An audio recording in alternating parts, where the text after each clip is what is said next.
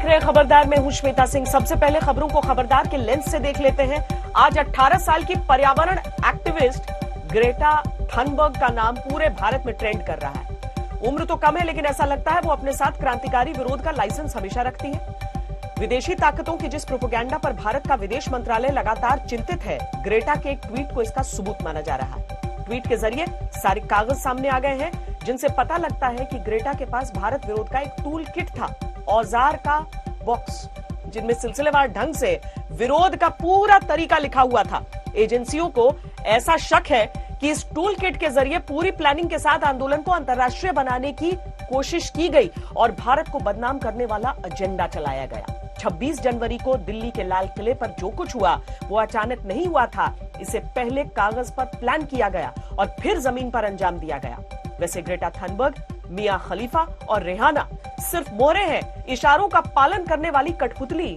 इनकी डोर किसी अज्ञात विदेशी हाथ में बंधी है और आज उसी अज्ञात विदेशी हाथ के खिलाफ दिल्ली पुलिस ने एफआईआर दर्ज की है।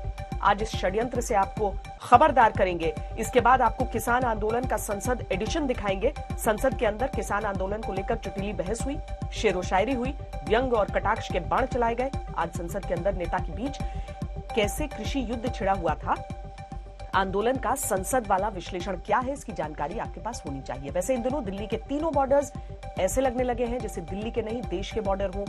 मल्टी लेयर की सुरक्षा, भारी बंदोबस्त, कील कांटे, बैरिकेड, हर जुबान पर इस इंतजाम की चर्चा है। सामान्य दिनों में दिल्ली देखने के लिए दिल्ली दर्शन की बस चलती है, लेकिन आज विपक्ष के सांसदों ने बस पकड़कर दिल्ली बॉर्डर के दर्शन किए। आप कह सकते हैं आज आंदोलन की बस विपक्ष ने दौड़कर पकड़ी। ये रिपोर्ट दिखाएंगे और 9:30 बजे आपको किसान नेता राकेश टिकैत के साथ हुई सीधी बात के हाइलाइट्स दिखाएंगे। देश इस समय एक ग्लोबल साजिश से लड़ रहा है। इसमें भारत विरोधी ताकतें लगी हुई हैं। इसमें दुनिया के बड़े बड़े लोग शामिल हैं। ये लोग किसान आंदोलन का नाम ले रहे हैं और भारत को बदनाम कर रहे हैं। पिछले 24 घंटे में इस एंटी इंडिया गैंग का पर्दाफाश हुआ है। देखिए ये रिपोर्ट।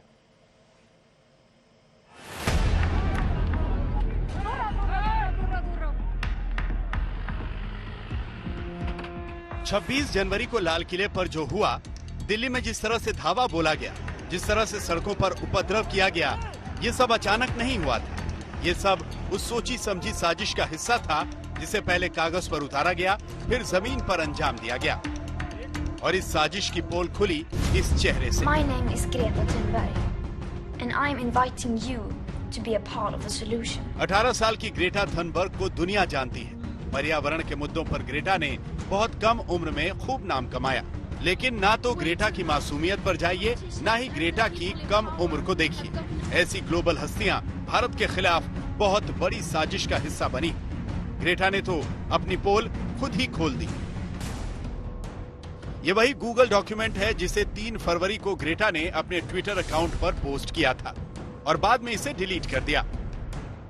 लेकिन तब तक इस डॉक्यूमेंट की बातें सबके सामने आ गईं और इसी से भारत विरोध की वो साजिश बेनकाब हुई, जिस साजिश में ग्रेटा जैसे विदेशी चेहरे फुल एक्टिव हैं। ये जो अराजकता की स्कूल किट डाली गई, इससे एक बड़ा खुलासा ये हुआ, छोटा मोटा नहीं बहुत बड़ा षड्यंत्र हमारे लोकतंत्र के खिलाफ किया जा रहा है।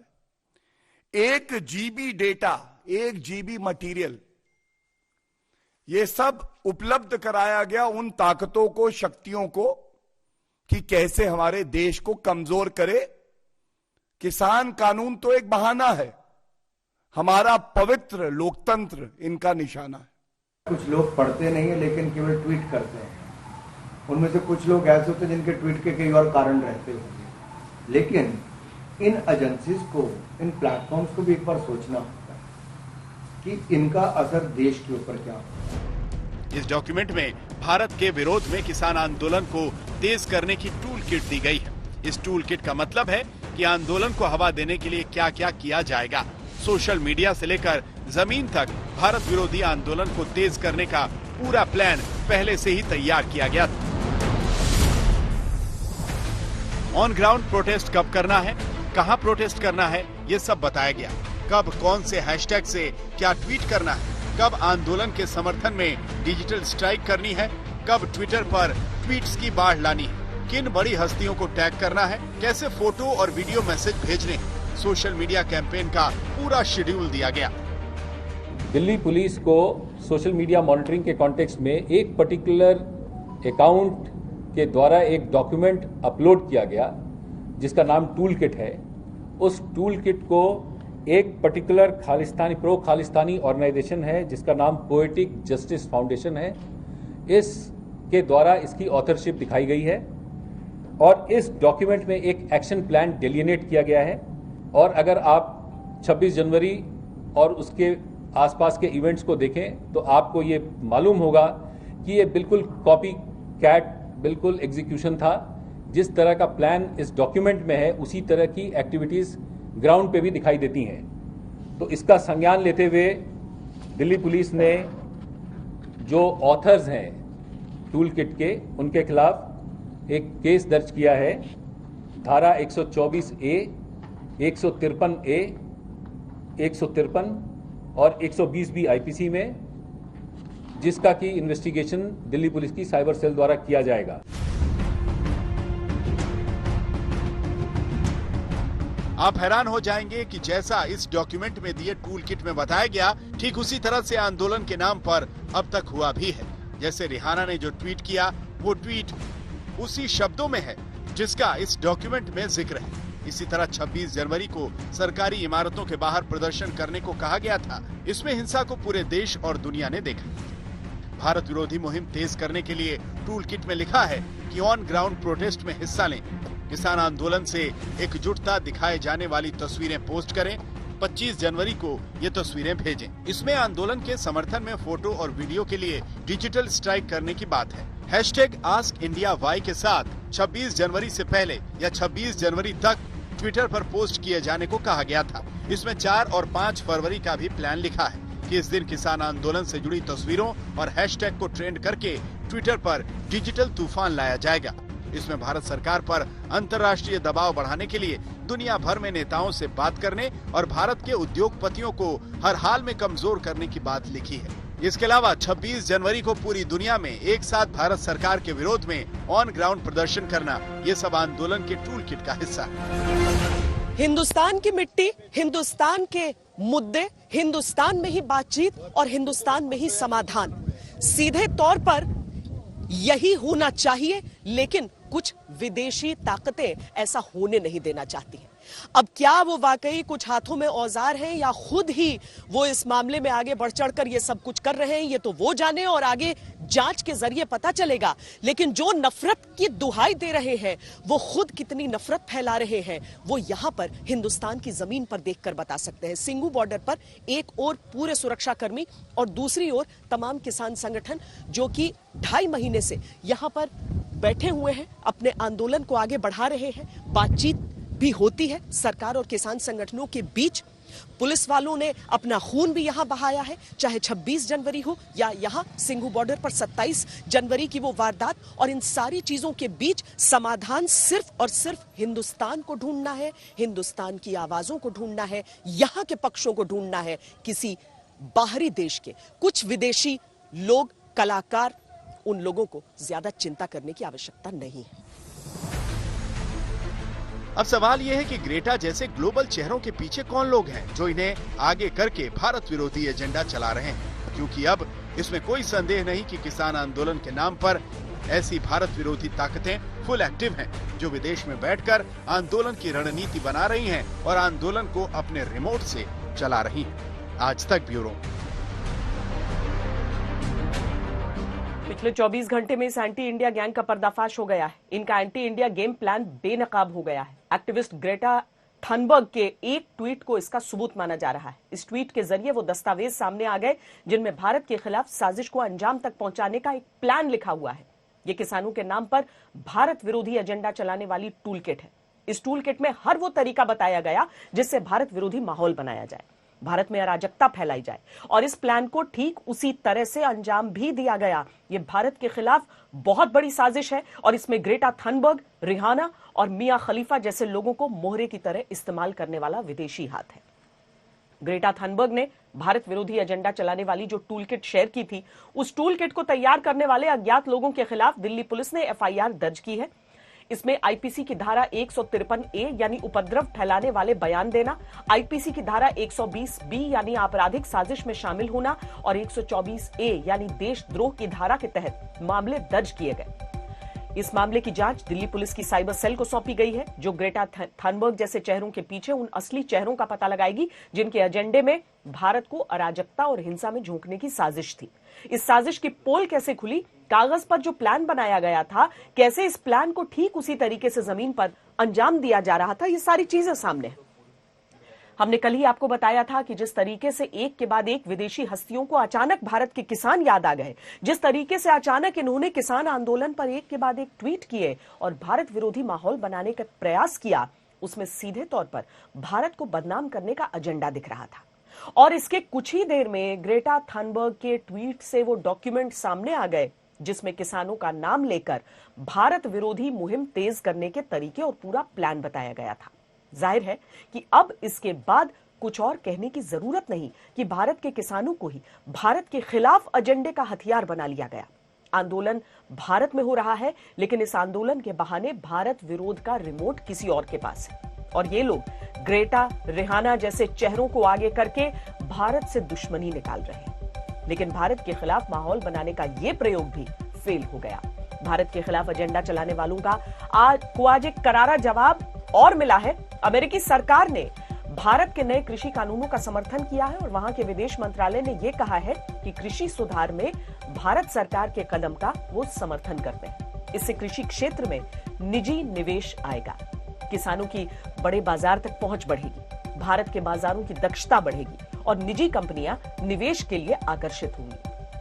इससे पहले अंतर्राष्ट्रीय मुद्रा कोष यानी IMF भी भारत के कृषि कानूनों को कृषि सुधार के लिए बहुत अहम कदम बता चुका है। हालांकि अमेरिकी विदेश मंत्रालय ने यह भी कहा कि वो बातचीत से किसी भी मतभेद को हल करने के पक्ष में है। रिहाना हो या ग्रेटा थनबर्ग हो, इन सब की पोल खुल चुकी है, खासतौर पर वो टूलकिट सामने आने के बाद जिसे ग्रेटा थनबर्ग ने पहले ट्विटर पर पोस्ट किया और फिर तुरंत डिलीट कर दिया। जब हर तरफ से ग्रेटा की खिंचाई हुई तो डैमेज कंट्रोल के लिए उन्होंने एक अपडेटेड टूलकिट पोस्ट किया और यह कहा कि वो अब भी किसान आंदोलन के साथ है। किसानों का नाम लेकर भारत विरोधी प्रोपेगेंडा करने वाले अभी कई और चेहरे बेनकाब होंगे, इस पर हमारी पूरी नजर है। लेकिन इसके बीच हमें उस टकराव को नहीं भूलना चाहिए जो कृषि कानूनों पर सड़क से होते हुए अब संसद में पहुंच गया है। राष्ट्रपति के अभिभाषण पर चर्चा के बीच किसानों का मुद्दा ही संसद में छाया। इसकी दिलचस्प हाइलाइट्स आपको दिखाते हैं। हमारी सरकार ने ये 3 कृषि कानून हम लेके आए हैं ताकि कृषि के क्षेत्र में नया विकास हो, नई प्रगति हो। जिन लोगों ने ऐसे ही कानून की वकालत की थी, आज वो क्या कह रहे हैं? प्रश्न यह है अध्यक्ष सभापति महोदय कि ये जुबान बदलने की आदत हमें बंद करनी होगी। शट भी मेरा, शट भी मेरा और पट भी मेरा, ये कब तक चलेगा? देश के साथ खिलवाड़ कब तक चलेगा? जो आपने तब कहा था उस पर आप अड़ग रहेंगे तो आपका भी मान सम्मान बढ़ेगा।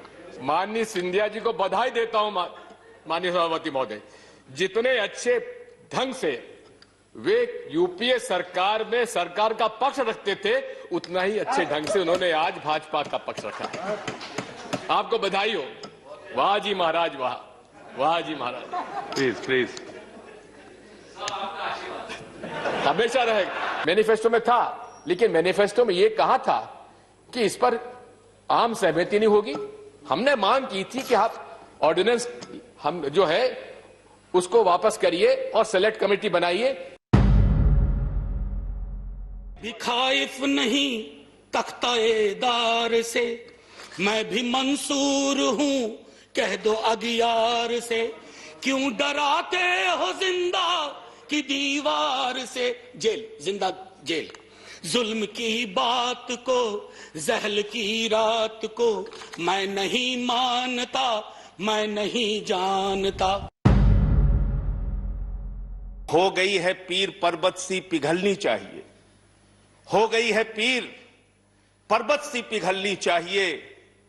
इस हिमालय से कोई गंगा निकलनी चाहिए और सिर्फ हंगामा खड़ा करना मेरा मकसद नहीं। मेरी कोशिश है कि ये सूरत बदलनी चाहिए। आज मुल्क में जो हालात है किसान के मान्यवर, आज क्या हालत कर दी गई है इस देश में।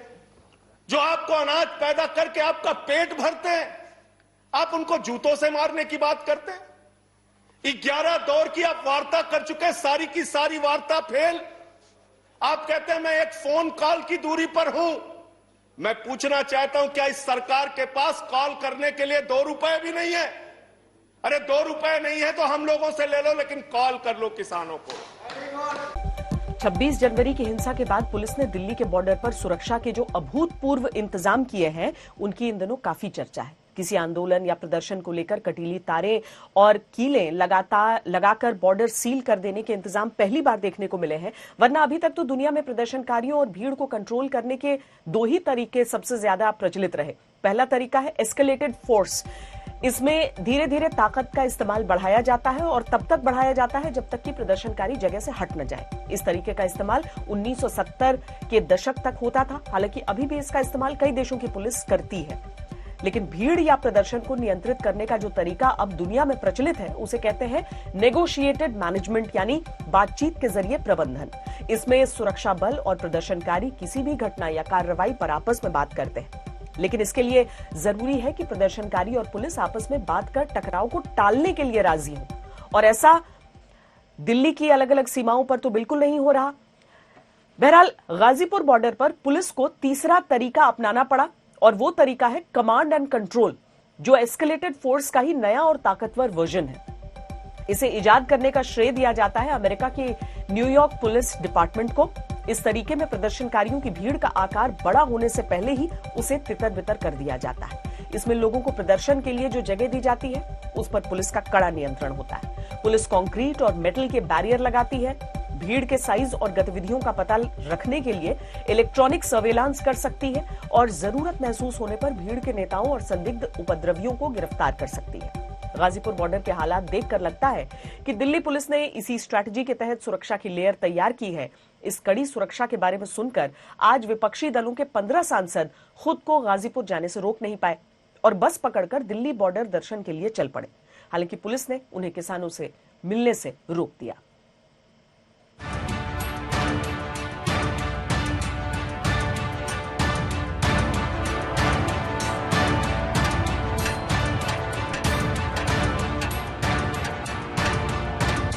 कटीले तार, सीमेंट के अवरोधक, लोहे की छड़ें, बैरिकेड और कीले। लोग कह रहे हैं गाजीपुर बॉर्डर पर अगर सेना की तैनाती और कर दी जाए तो लगेगा ही नहीं कि ये दिल्ली का बॉर्डर है या देश का। हम अनाज बो रहे थे, वहां पर उन्हें कील बो रहे थे।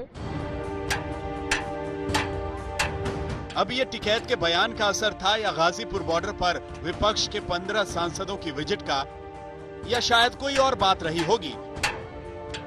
लेकिन सुबह सवेरे एक शख्स छेनी हथौड़ा लेकर आया और अकेले ही लोहे की कीलों वाली पट्टियों को हटाने लगा। गाजीपुर बॉर्डर पर इस समय एक अनूठी तस्वीर देखने को मिल रही है। आपको दिखाएं कि किस तरीके से जो यहाँ पर कीलें लगाई गई थी कुछ दिन पहले, उनको हटाया जा रहा है, उनको उखाड़ा जा रहा है। ये यहाँ पर कर्मचारी हैं। आप कहाँ से आए हो, किस डिपार्टमेंट से हो? किसने भेजा है आपको? किसने भेजा है? मुझे तो खुद नहीं पता, मैं तो दुकान से आया हूँ जी। हालांकि इन कीलों को कुछ किसान पहले ही अपने जूतों से मरोड़ कर जा चुके थे। अब पुलिस का प्लान है कि इन मुड़ी हुई कीलों को सीधा करके जरूरत के हिसाब से दूसरी जगह पर लगाया जाए। लेकिन इन कीलों ने जितना नुकसान पहुंचाना था वो पहुंचा चुकी थी। अभूतपूर्व 12 लेयर सुरक्षा है।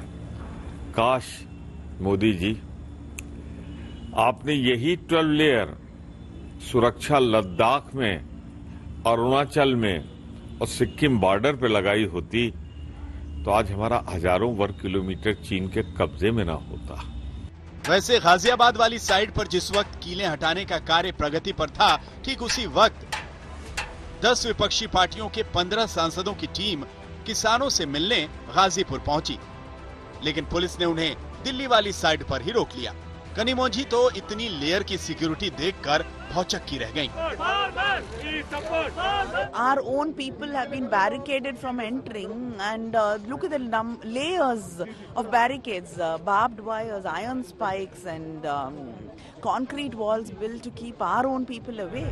भारी सुरक्षा बंदोबस्त के बीच गाजीपुर बॉर्डर पर विपक्षी सांसदों की विजिट अधूरी रह गई। दिल्ली पुलिस की अभूतपूर्व मुस्तैदी की वजह से वो बॉर्डर पार ही नहीं कर पाए। उन्हें बैरिकेड, फेंसिंग, लोहे के तार देखकर ही वापस लौटना पड़ा। जाते जाते वो अपना अनुभव जरूर बता गए। मेंबर ऑफ पार्लियामेंट होने के नाते हमको इतना ये देख के भयानक डर लग रहा है, तो जो वो बेचारे अंदर बिना पानी के, बिना बिजली के, बिना खाने के, बिना टॉयलेट्स के, जो उनको अंदर दोनों तरफ से इस तरह बंद किया हुआ है, उन बेचारों के क्या हालात होंगे। इस तरह गाजीपुर बॉर्डर पर बहुस्तरीय बैरिकेडिंग के आगे विपक्षी सांसद ज्यादा देर टिक नहीं पाए, लेकिन इस बैरिकेडिंग के दूसरी तरफ 2 किलोमीटर दूर किसान टिके हुए हैं। विपक्षी सांसदों की इस शॉर्ट विजिट पर किसान नेता राकेश टिकैत ने एकदम शॉर्ट प्रतिक्रिया दी। 15 सांसदों का एक प्रतिनिधि मंडल आया था गाजीपुर, लेकिन दिल्ली पुलिस ने उन्हें इधर नहीं आने दिया। आप बैरिकेडिंग लगा रखेंगे, उन्हें आना था वहीं बैठ जाते न, वे बैठ जाते अब इंगे थे। तो फिलहाल स्थिति ये है कि गाजीपुर बॉर्डर पर कोई परिंदा भी पर नहीं मार सकता। मल्टीलेयर सिक्योरिटी का जायजा लेने पहुंचे गाजियाबाद के डीएम अजय शंकर पांडे के चेहरे पर संतुष्टि के भाव झलक रहे थे। वो बोले तो कुछ नहीं, लेकिन उनकी मुस्कान काफी कुछ कह रही थी।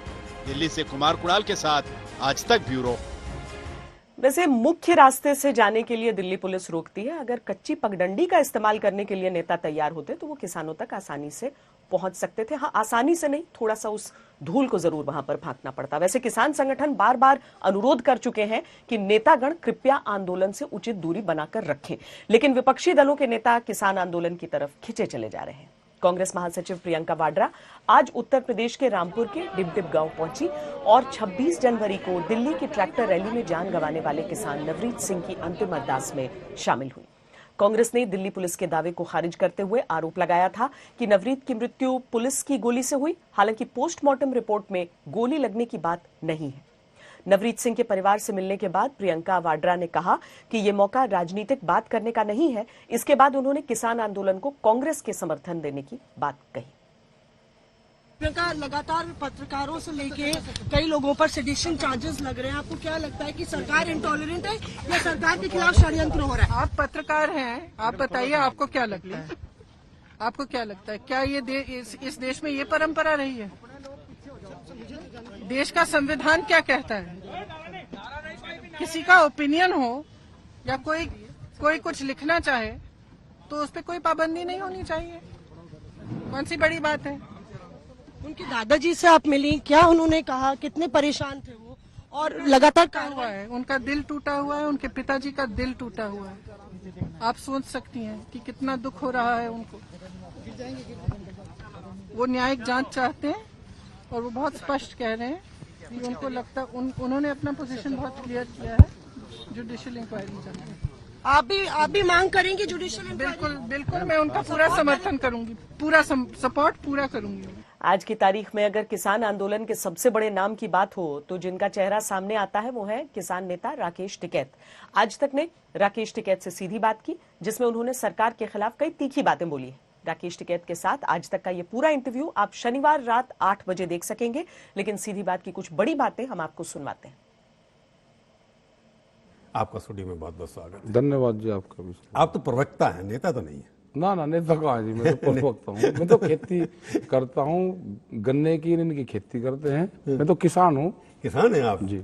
आपने हल कब चलाया था? नहीं मैं तो चलाता हूँ। कब चलाया था? फोटो खींची कि नहीं? आजकल सोशल मीडिया है, फटाफट फोटो खींच के डाल देंगे। नहीं चलाई कभी आपने? मेरा शौक था, जो सबसे था बैलों से मशीन चलाने का।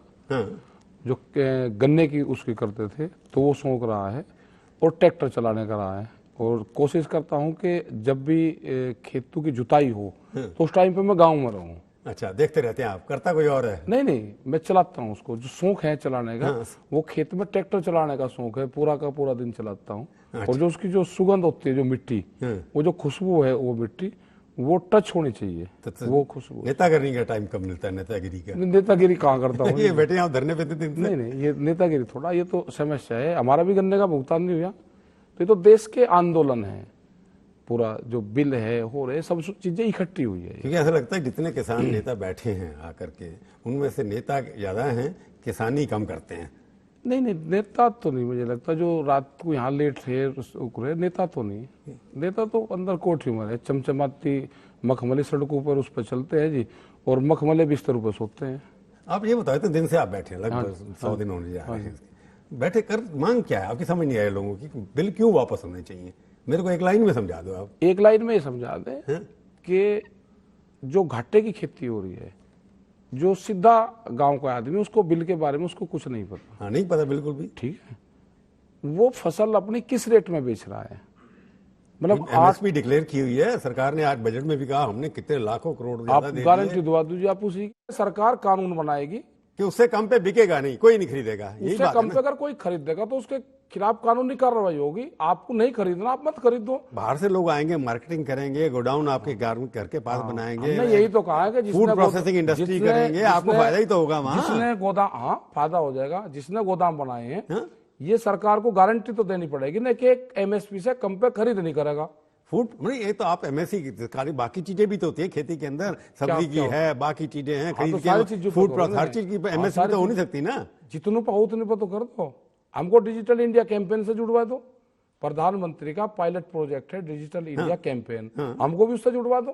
कैसे जुड़वा दें? उससे जुड़वा दो, उससे ही जुड़ जाएगा। जैसे गन्ने, जैसे हम तेल दिया पेट्रोल पंप पे, कार्ड दिया, और फटाक देसी 2 सेकंड में वहां जाके कितना पैसा कट गया।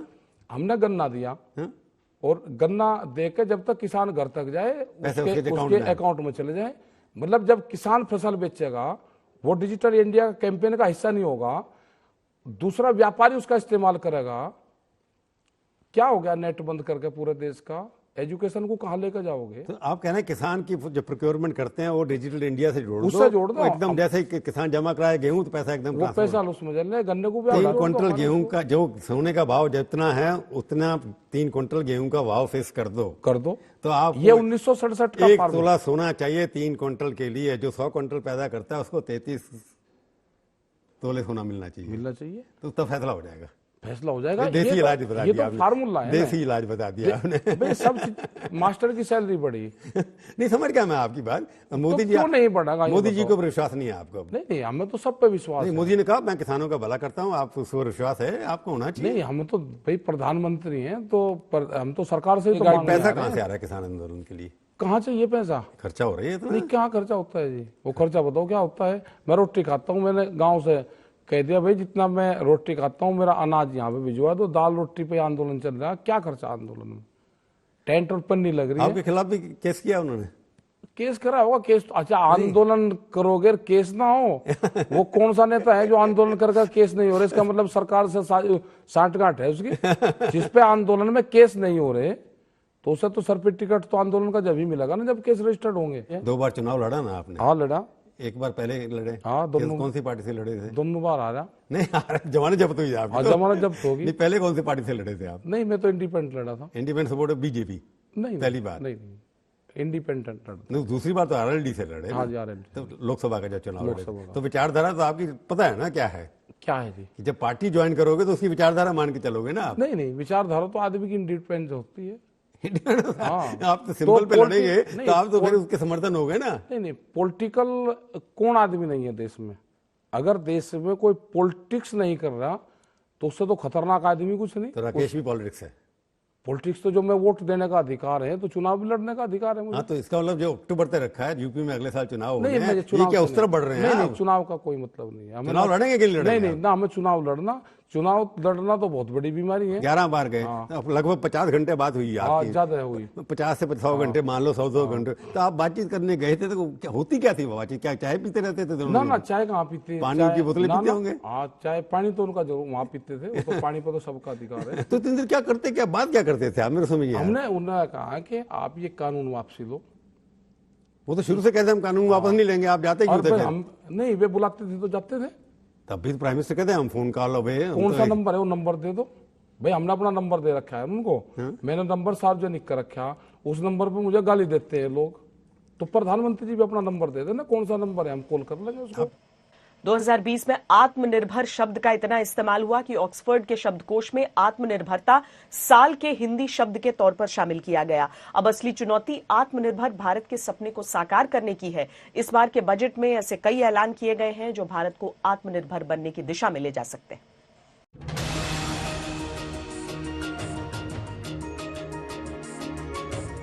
आत्मनिर्भर भारत का सपना हालिया बजट से कितना पूरा होगा, ये जानने की दिलचस्पी हर किसी में है।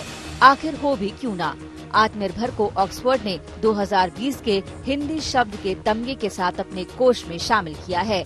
ऐसे में ये सवाल उठना भी लाजमी है कि जिस कदर इस शब्द को प्रचार मिला, क्या उतना ही ये बजट देश को आत्मनिर्भर बनाने में मददगार साबित होगा।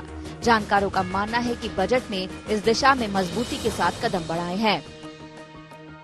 आत्मनिर्भर भारत की बात कर रहे हैं, उन्होंने काफ़ी सेक्टर्स में, रोड्स में, इंफ्रास्ट्रक्चर्स में और बहुत सारा इवन हेल्थ सेक्टर में, एजुकेशन में तो खैर बराबर ही रखा है। हेल्थ सेक्टर में काफ़ी बजट बढ़ाया है। तो लेट्स सी, जनरली क्या है कि बजट में तो काफ़ी कुछ होता है, पर उसमें कितना इम्प्लीमेंट होगा, that is the point to see. As पर अगर हम जस्ट बजट को देखें तो it appears okay type of budget.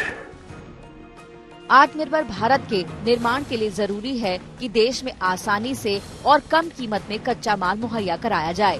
लोहे और स्टील से जुड़ी एमएसएमई की मुश्किलों का वित्त मंत्री निर्मला सीतारमण ने अपने बजट भाषण में भी जिक्र किया और उन्हें राहत भी दी।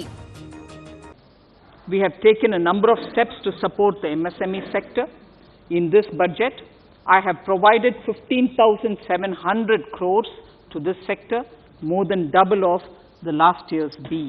MSMEs and other user industries have been severely hit by a recent sharp rise in iron and steel prices.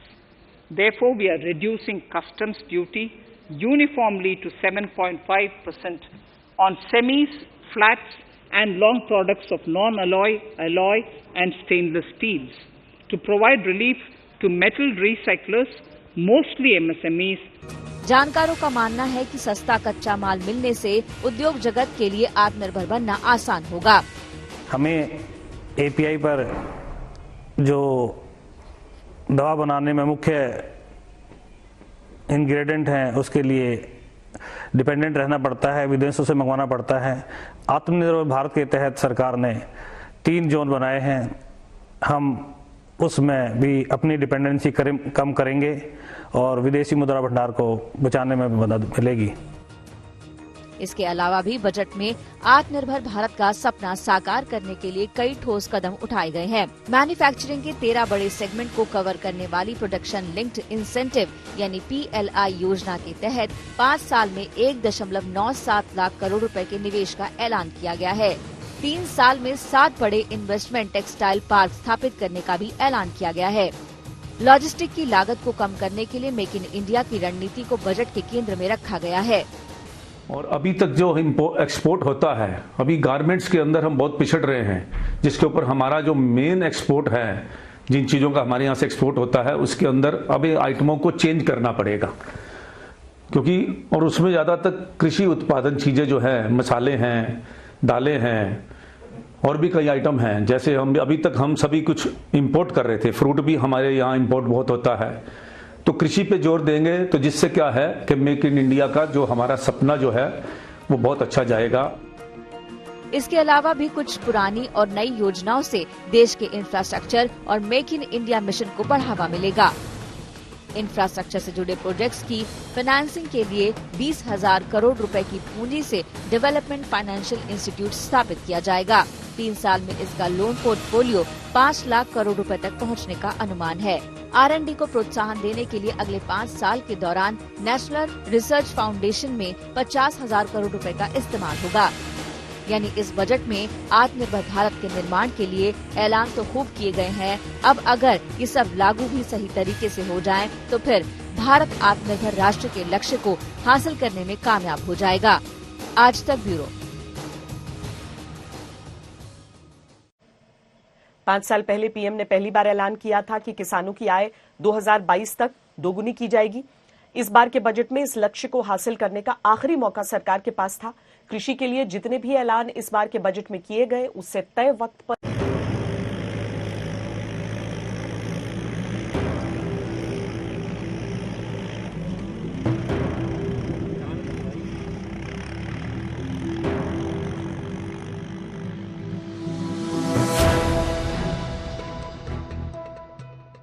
इस बार के बजट में किसानों के लिए ऐलानों की बौछार की गई। किसान आंदोलन के मद्देनजर एमएसपी और एपीएमसी का खास तौर पर जिक्र किया गया। इन ऐलानों पर किसानों और कृषि एक्सपर्ट्स की मिलीजुली प्रतिक्रिया है, लेकिन इस बजट में सबसे ज्यादा नजर थी 2022 तक किसानों की आय दोगुनी करने की योजना पर।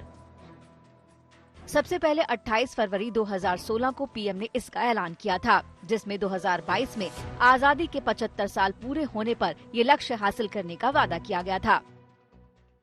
भाइयों और बहनों, गांव और किसानों के लिए महायुति की सरकार ने निरंतर काम किया है। 2022 तक किसान की आय दोगुनी हो, ये हमारा संकल्प है। किसानों की आय दोगुनी करने के लिए जिस रफ्तार से कृषि को विकास करना था, वो रफ्तार आर्थिक मंदी के कहर के आगे कभी हासिल नहीं हुई। किसानों की आय 2022-23 तक दोगुनी करने के लिए कृषि की विकास दर को लक्ष्य तय से हासिल करने तक 10% होना चाहिए था, जबकि कृषि की सालाना विकास दर महज 2.9% है। अब टारगेट हासिल करने के लिए कृषि की विकास दर 15% से भी ज्यादा करने की जरूरत है, जो एक बेहद मुश्किल काम है। यही नहीं, मोदी सरकार की सत्ता संभालने के बाद से किसानों की आय में जो बदलाव हुआ है, वो भी खास उत्साह बढ़ाने वाला नहीं है। मनमोहन सरकार में किसानों की मासिक आमदनी 6,426 रुपए थी। मोदी सरकार में ये आंकड़ा बढ़कर 8,931 रुपए हो गया। यानी बीते 6 सालों में किसानों की आमदनी महज 2,505 रुपए ही बढ़ी है। वित्त मंत्री ने अपने भाषण में फिर से ये वादा दोहराया है, लेकिन अब 2022 तक ये हासिल कैसे होगा, इसका कोई रोड मैप नहीं बताया गया। The number of wheat growing farmers that were benefited increased in 2020-21 to 43.36 lakhs. जिस एमएसपी को 1.5 गुना करने की बात की गई है, वो भी दलवाई कमेटी के फॉर्मूले के मुताबिक मिलेगा। ऐसा कोई ऐलान नहीं हुआ। दरअसल अशोक दलवाई कमेटी ने सिफारिश की थी कि एमएसपी तय करते वक्त फसल की लागत के आंकलन को ध्यान में रखकर किया जाना चाहिए। इसमें बीज, खाद, कीटनाशक के साथ साथ खेत मजदूरों पर कितना खर्चा करना पड़ेगा, ये भी शामिल होना चाहिए। घर के जिन सदस्यों ने खेती बाड़ी के लिए काम किया, उनकी मेहनत को भी इसमें जोड़ा जाना चाहिए। साथ ही ये भी देखना चाहिए कि खेती की जमीन से क्या रेट हासिल होता है। जानकारों का कहना है कि एमएसपी तय करते वक्त अगर सरकार इस फॉर्मूले को नहीं अपनाती है, तो फिर लागत का 1.5 गुना दाम मिलने की बात बेमानी हो जाएगी। इसकी मुख्य जो डिमांड है, उस पर तो अभी कोई ऐसा हल निकलता नजर नहीं आ रहा, लेकिन चूंकि प्रधानमंत्री जी ने बोला है कि एक फोन कॉल की दूरी है, तो मुझे उम्मीद है कि आने वाले समय में किसान जब टेबल पर बैठेंगे, अभी किसान भी समझ गया है और सरकार को भी समझ में आ गया है कि किसानों की ये बड़ी पॉपुलर डिमांड है, और कहीं ना कहीं मुझे लगता है कि अब आगे की जो बैठक होंगी उसमें इसका हल निकलेगा। हालांकि जानकारों का एक वर्ग ये भी मानता है कि कृषि इंफ्रास्ट्रक्चर पर 1 लाख करोड़ रुपए खर्च करने का ऐलान खेती के लिए गेम चेंजर साबित हो सकता है। इस बीच कुछ एक्सपर्ट्स का ये भी मानना है कि गैर पारंपरिक तरीकों को बढ़ावा न देकर सरकार ने कृषि को नई ऊंचाई पर ले जाने का मौका गंवा दिया है। एपीकल्चर का बहुत बड़ा रोल है एग्रीकल्चर के अंदर। बीज सिर्फ हनी पैदा नहीं करती, बीज पॉलिनेशन का काम करती हैं। अमेरिका में सिर्फ पॉलिनेशन की वैल्यू $20 बिलियन की है। यूरोप में ये वैल्यू $22 बिलियन की है। तो मैं गवर्नमेंट को ये बताना चाहूंगा कि इंडिया के अंदर भी इसका बहुत बड़ा पोटेंशियल है। प्लीज आप बी कीपिंग को प्रमोट करने के लिए एक स्पेशल बजट रखें।